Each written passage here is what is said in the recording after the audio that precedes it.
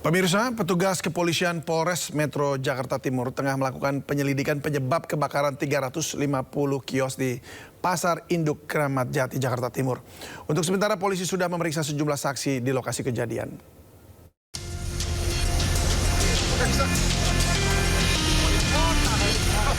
Polisi tengah menyelidiki penyebab kebakaran 350 kios di Pasar Induk Kramat Jati, Jakarta Timur. Sejumlah saksi di lokasi telah diperiksa oleh polisi dan polisi juga akan meminta keterangan terhadap pengurus pasar. Puslap 4 juga telah melakukan olah TKP untuk melakukan pendalaman terkait penyebab kebakaran. TKP di mana kita sudah dapatkan beberapa saksi yang mengetahui saat kejadian atau api yang saat itu menyala. Dugaan awal Pak, penyebabnya?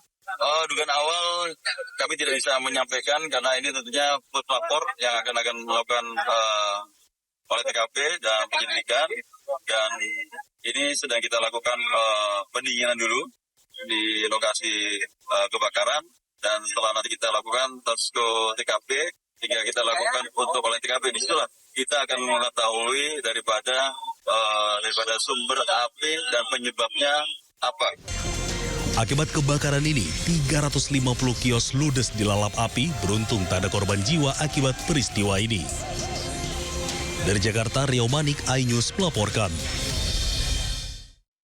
Kebakaran melanda ratusan kios di Pasar Induk Kramat Jati, Jakarta Timur. Peristiwa ini memicu kepanikan pedagang dan warga setelah mendengar 2 kali ledakan.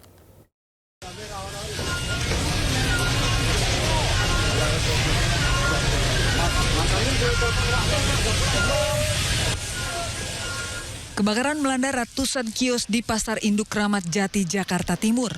Peristiwa ini memicu kepanikan pedagang dan warga setelah mendengar 2 kali ledakan.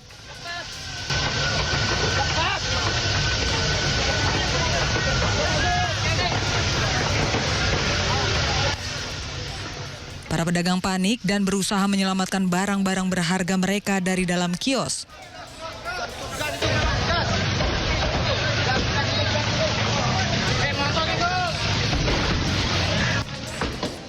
Kebakaran terjadi di sejumlah kios yang didominasi material mudah terbakar.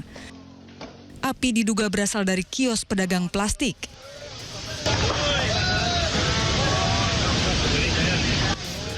Belasan unit mobil pemadam kebakaran dikerahkan ke lokasi untuk memadamkan api. Petugas pemadam kebakaran berjibaku bersama pedagang berusaha memadamkan api. Api berhasil dipadamkan 1 jam kemudian, belum diketahui pasti penyebab kebakaran. Tim Liputan iNews melaporkan.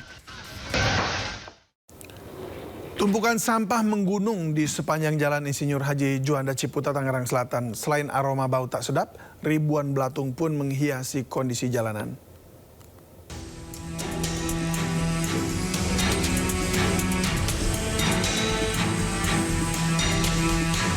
Tumpukan sampah menggunung di pinggir Jalan Insinyur Haji Juanda Ciputat, Tangerang Selatan. Kondisi ini terjadi karena ditutupnya TPA Cipecang akibat melebihi kapasitas. Penumpukan sampah mengakibatkan aroma bau tak sedap di sekitar lokasi. Selain itu, ribuan belatung pun juga bermunculan di jalan sekitar tumpukan sampah. Warga pun mengaku resah karena sampah sudah menumpuk sejak sepekan terakhir. Semingguan lebih. Ya. Nah, ini emang biasa warga buang di sini atau gimana? Ya tadinya dari mana-mana itu mah. Oh, sekarang dari mana-mana? Ya. Ya penting. Apa sih penyebabnya nih pada buang sampah sini? Tempatnya ditutup. Tempat pembuangannya. Oh gitu. Nah, ini kalau gitu gimana nih? Melihat ada sampah di pinggir jalan. Ya saya ganggu, orang bau mana-mana, pemandangan juga gak enak, belatungnya kayak gitu. Ada belatungnya juga? Wah itu belatung banyak banget. Emang biasanya ada mobil yang buat ngangkut sampah? Terus sekarang nggak ada? Nggak ada. Nah, kesal tuh gimana nih? Ya kesal lah, bau. Ada ya kotor lagi tuh, ada binatang gitu. Ada belatungnya gitu ya? Iya.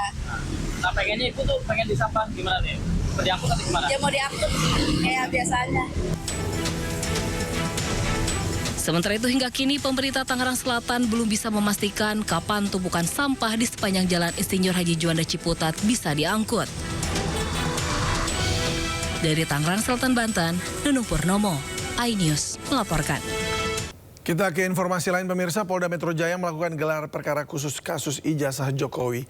Gelar perkara khusus dihadiri langsung oleh Roy Suryo CS dan kuasa hukum Joko Widodo.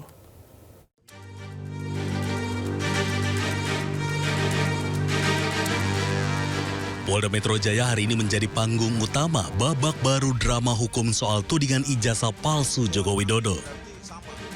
Dua kubu yang berseberangan sama-sama hadir untuk mengikuti gelar perkara khusus. Kuasa hukum Jokowi, Yakub Hasibuan, hadir mengikuti gelar perkara khusus mewakili Joko Widodo. Sementara dari kubu berseberangan, Roy Suryo, Rizwan Sianipar, dan kuasa hukumnya juga hadir di Polda Metro Jaya. Gelar perkara khusus digelar dalam 2 tahap.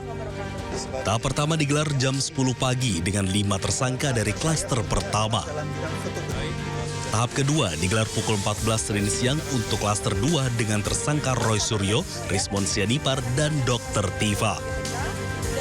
Dan kami juga menegaskan beberapa poin yang ada. Jadi intinya itu, kami akan mengingatkan semoga gelar perkara khusus ini benar-benar objektif dengan dukungan doa dan support dari teman-teman semuanya, terutama juga dari teman-teman media.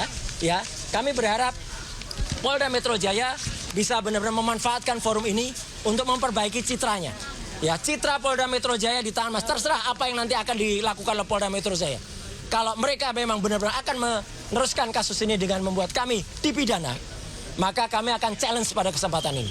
Dan jangan biarkan kemudian ada orang-orang yang memang sudah terpidana, misalnya ada yang sudah dipidana oleh Polda Metro Jaya 6 tahun yang lalu masih bebas seperti sekarang. Roy Suryo CS datang ke Polda Metro Jaya dengan satu pertanyaan kunci yang mereka harap bisa terjawab dalam gelar perkara khusus. Pertanyaan itu adalah status keberadaan ijazah asli milik Joko Widodo. Apakah ijazah Jokowi telah disita atau belum?